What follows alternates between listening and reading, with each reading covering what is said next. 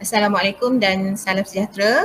Salam semarak Sanggar Budaya. Nama saya Puan Azlina binti Muhilas. Saya ialah penolong kanan petang SMK Sungai Ramal. Jadi saya akan teruskan sesi taklimat kita pada hari ini dengan tentang pengenalan awal tentang Sekolah Menengah Kebangsaan Sungai Ramal. Informasi sekolah seperti terpapar. Kita berada, SMK Sungai Ramal berada dalam zon Bangi. Kemudian tarikh pembukaan sekolah ialah pada 1 Ogos 2016.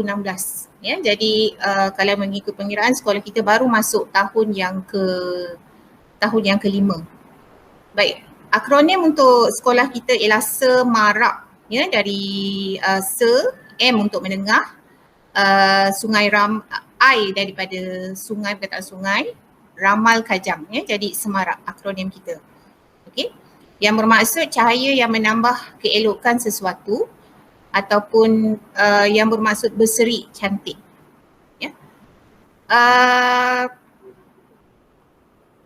Moto sekolah: berinformasi, berketerampilan dan berintegriti.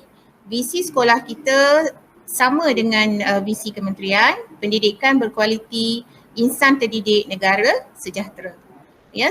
Sementara misi sekolah melestarikan sistem pendidikan berkualiti bagi membangunkan potensi individu untuk memenuhi aspirasi negara. Penjenamaan semula sebab sekolah SMK Sungai Ramal ialah sekolah TS25 kohort yang kelima. Jadi kita buat penjenamaan semula Semarak Sanggar Budaya.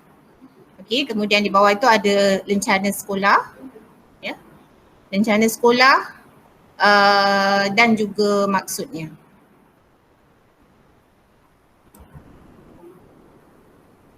Okey, yang ini ialah bendera sekolah, okey, ada warna kuning, merah dan putih.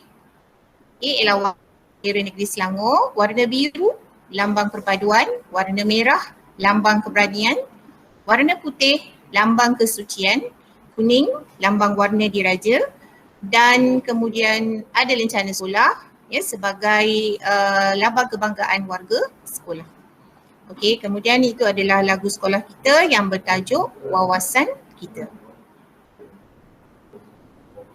Saya ingin memperkenalkan pentadbir sekolah.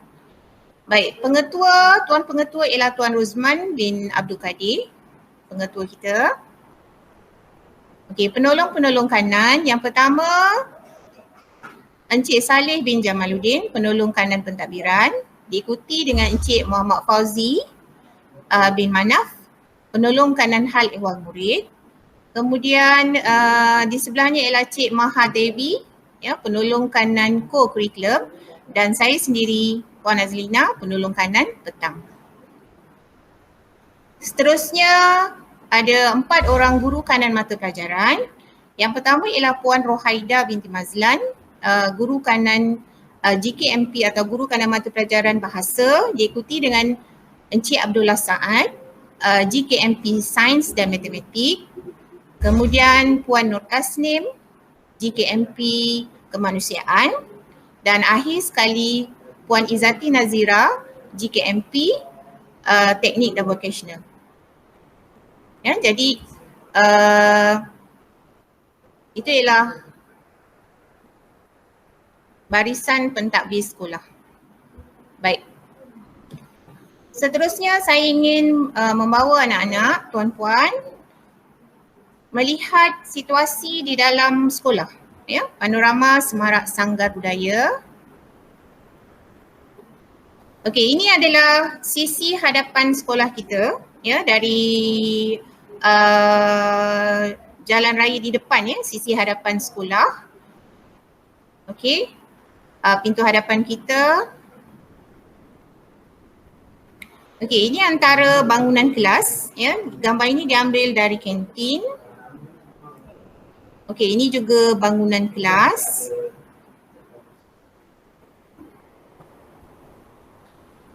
Yang ini laluan murid ya dari tempat ibu bapa menurunkan anak-anak di depan. Kita ada susur gajah ya dari pintu kecil. Jadi setiap kali murid datang ke sekolah, murid masuk melalui pintu kecil di pagar dan akan melalui laluan ini.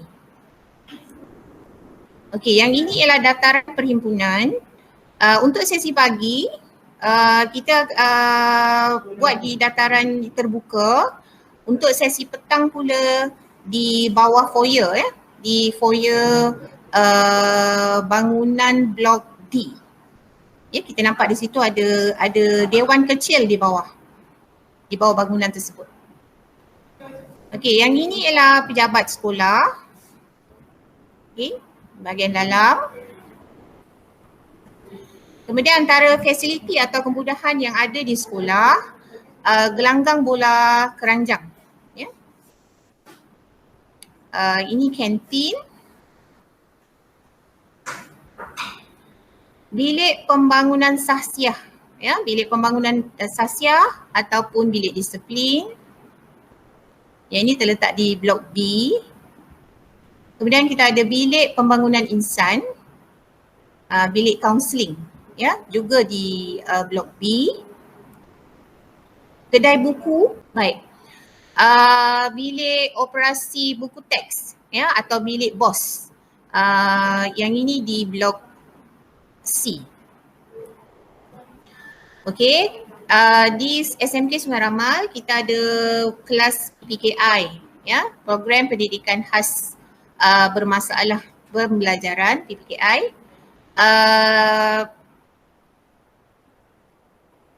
Okey, yang ini di blok C.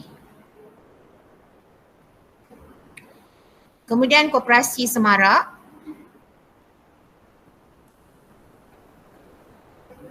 Surau.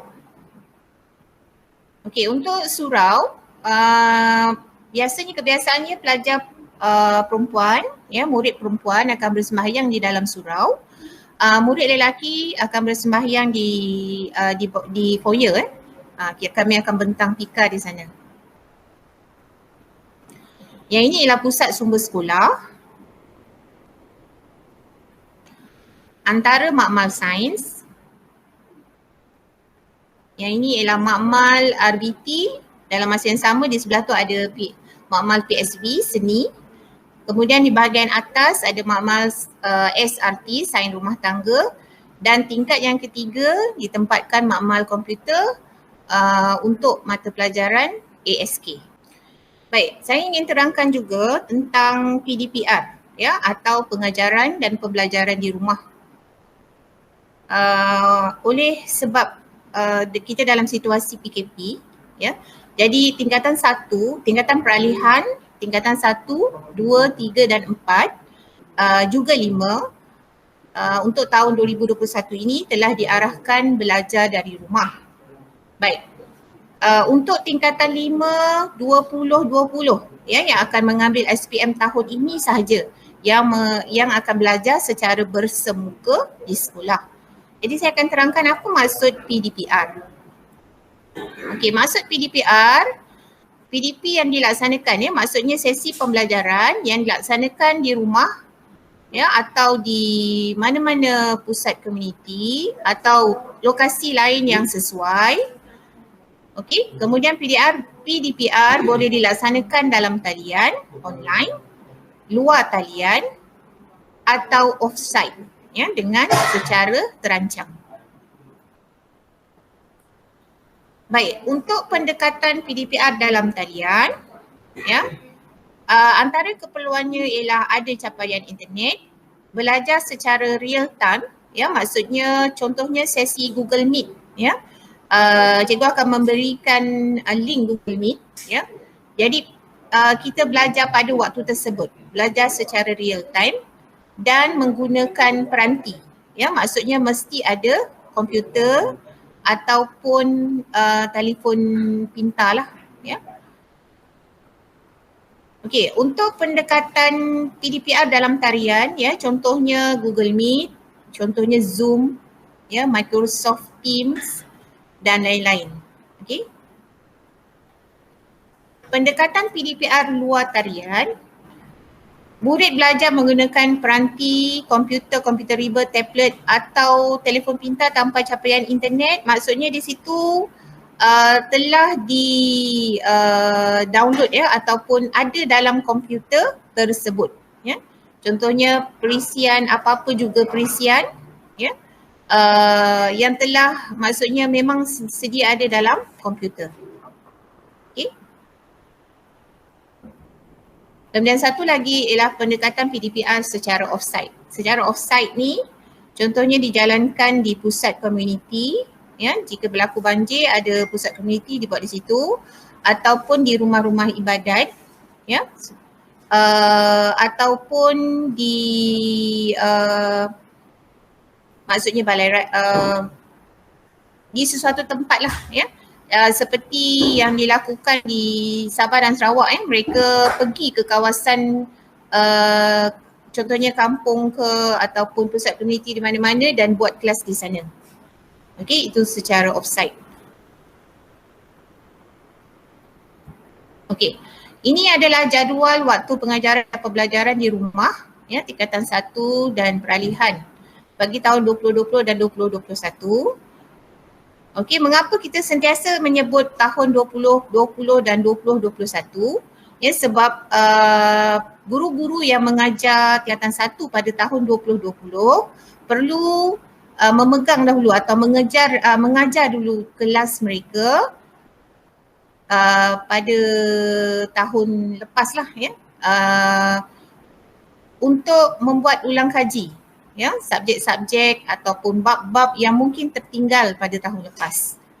Okey, jadi buat masa sekarang contohnya murid tingkatan 1 yang sekarang tingkatan 2 untuk awal tahun ini sekurang-kurangnya sehingga tamat SPM, murid-murid tingkatan 2 masih lagi diajar oleh guru-guru tingkatan 1 mereka pada tahun lepas ya. Jadi untuk subjek contohnya hari Isnin supaya tidak berlaku pertindanan, jadi 1A hingga 1D ialah bahasa Melayu, subjek yang pertama. Subjek yang kedua ialah sejarah. Okey. Menurut arahan kementerian dalam satu hari sekolah boleh menetapkan paling maksimum ialah 3 subjek satu hari. Jadi SMK Sungai Ramah menetapkan hanya 2 subjek. Okey. 1E, 1F, 1G, 1H dan peralihan, bahasa Inggeris dan juga geografi. Ya, jadi setiap hari murid akan belajar 2 subjek. Baik. Waktu pengajaran dan pembelajaran di rumah, yang ini hanya panduan ya. Mungkin berlaku perubahan berdasarkan perbincangan dengan guru setiap subjek dan kelas masing-masing. Ini adalah panduan yang diberikan tentang masa ya. Contohnya mendengar rendah maksudnya tingkatan peralihan 1, 2 dan 3. Subjek pertama contohnya hari Isnin tadi bahasa Melayu dijalankan mulai pukul 8 pagi hingga 9.30 pagi. Ya, kemudian subjek kedua mulai pukul 10 pagi hingga 11.30 pagi. Baik. Jadi tidak semestinya guru-guru membuat sesi PDPC ataupun sesi pengajaran pada hari tersebut melalui Google Meet ya. Kadang-kadang mengikut kesesuaian subjek dan juga kesesuaian kemampuan murid-murid. Ada juga tugasan yang diberikan secara WhatsApp ataupun secara Telegram. Ya, tidak semestinya bersemuka, tidak semestinya online. Ya. Jadi bergantung kepada perbincangan antara guru subjek dengan murid-murid. Okey. Dan masa ini adalah sebagai panduan. Ya.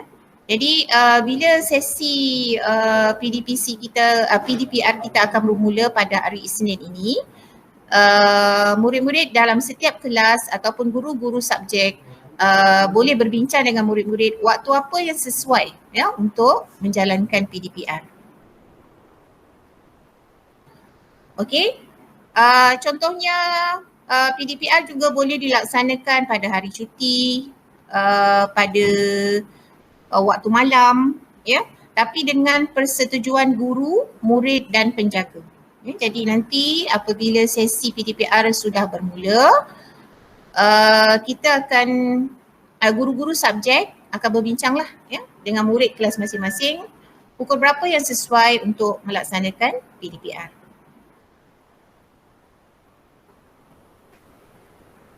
Okey. Saya paparkan jadual ya, jadual jika PKP berakhir dan murid-murid kembali ke sekolah seperti biasa. Ya, biasanya selepas PKP kita ada PKPP ya. Jadi ini adalah contoh ya, contoh jadual jika keadaan kembali seperti biasa, murid datang ke sekolah untuk sesi bersemuka. Okey, contohnya yang ini ialah jadual tingkatan 1. Okey, waktu rehat kita ada 2 kali ya. Rehat tingkatan 1 dan peralihan ya, kemudian ada rehat tingkatan 2. Ya, oleh sebab bilangan murid yang ramai, jadi rehat itu dibuat 2 kali. Okey, keistimewaan sesi petang ya, jadi murid-murid akan bersolat Zuhur dan Asar di sekolah. Okey, suka saya mengingatkan untuk murid-murid perempuan agar membawa sendiri telekung ya, dan telekung itu tidak boleh ditinggalkan di surau. Okey, sebab setiap murid perlu bertanggungjawab menjaga ataupun membawa telekung masing-masing. Telekung tidak boleh ditinggalkan di surau ya. Okey, jadi waktu solat ni nanti dipisahkan antara tingkatan 1 dan 2 ya, sebab bilangan ataupun kapasiti surau kita kecil. Jadi tidak boleh menampung semua pelajar sesi petang. Ya. Jadi waktu solat nanti bila murid dah naik ke sekolah, kita akan tetapkan kebiasaannya tingkatan 1 akan solat dahulu ya, kemudian baru diikuti oleh murid tingkatan 2. Okey, kalau melihat kepada jadual ini, okey, sesi persekolahan kita bermula pada pukul 1.10 ya, dan berakhir pada pukul 6.50. Okey, untuk hari Isnin, Selasa, Rabu dan Khamis. Jadi masuk 1.10 dan pulang pukul 6.50. Okey, satu slot mata pelajaran atau satu slot subjek ialah 40 minit. Baik. Untuk hari Jumaat pula, sesi pembelajaran bermula pada pukul 2.20 petang dan berakhir pada pukul 6.35 petang. Okey, pada hari Jumaat. Ya, jadi hari Jumaat kita masuk awal dan balik sedikit awal. Ya, jadi itu ialah taklimat saya buat masa ini. Ya, kemudian taklimat ini akan disambung oleh unit disiplin Cik Muhammad Fauzi bin Mustafa.